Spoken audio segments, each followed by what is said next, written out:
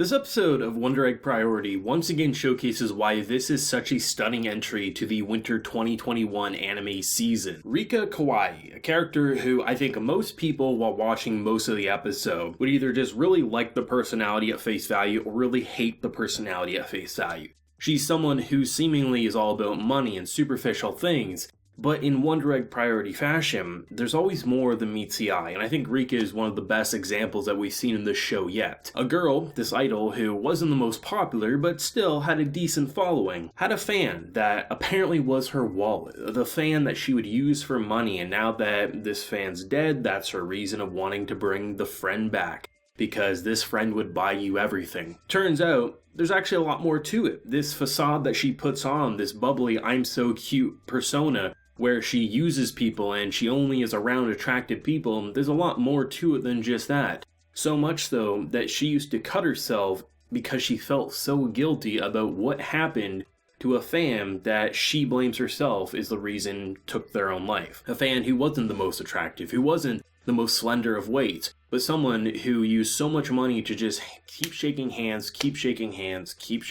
at this kind of idol event where typically I think like the general money amount is like $5 or something, or at least that's what I've seen in other anime used, but still, like, the idea, like, must be wealthy. To see the twist that this was a character who actually would rob stores, sell the things in order to be able to pay time to spend with this idol, and how she said, like, never come near me again, because she was actually just trying to get her to stop shoplifting, and in return that made her end her own life. That is such a tragic turn of events, and I think once again goes hand in hand with how mature of a story this actually is.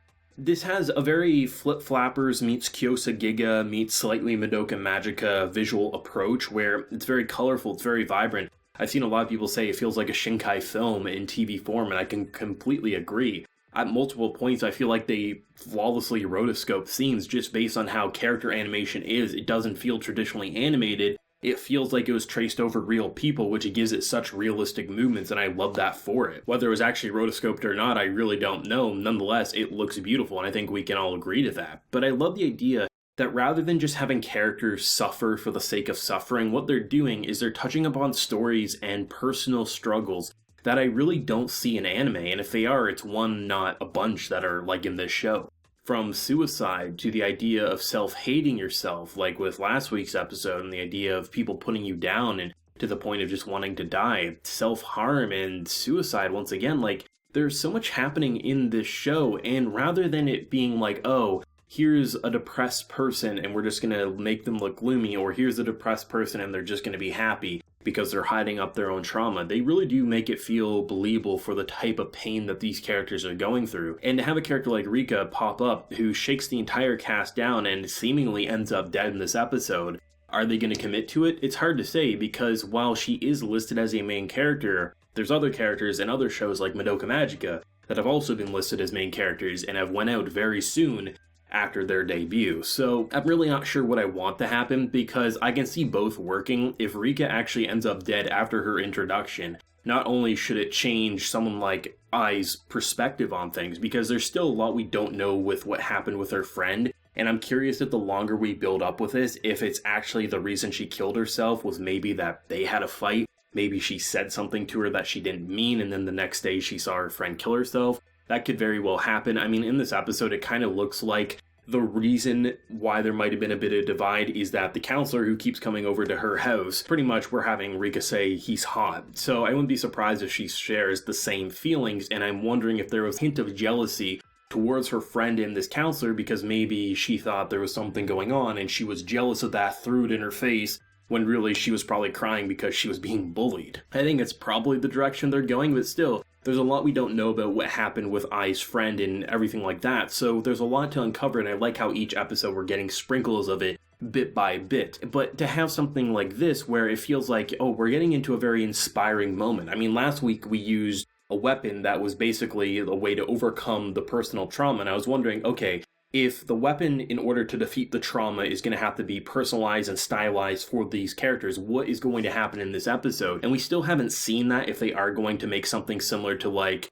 you know, last week it was gym themed, so that was the weapon that it was based off of. The idea of an overly obsessive idol, I'm wondering if it's going to be a camera or something, like you have to take their photo in ways that they won't like. I really do hope, though, when we defeat traumas, they actually have to make their weapons in order to defeat them personalized to the trauma itself. I think it would add a really interesting layer to it. And overall, I think the idea of having like these double team kind of episodes where you have Rika as well as I kind of team up together, getting even more lore building and world building, like synchronization. Depending on who has the stronger desire, that dream will kind of like connect towards them more. At this point, it kind of feels like you do have to be asleep in order to crack the eggs. I mean, I was a little confused last week if it was going the route of like a Madoka Magica where the witch's world kind of forms around them. Then again, that could still be the case. There's still a lot to uncover for sure, but I like how rather than just making it feel hard to follow and you won't understand it until maybe the very end and then you'll have to rewatch it a couple of times to truly grasp it,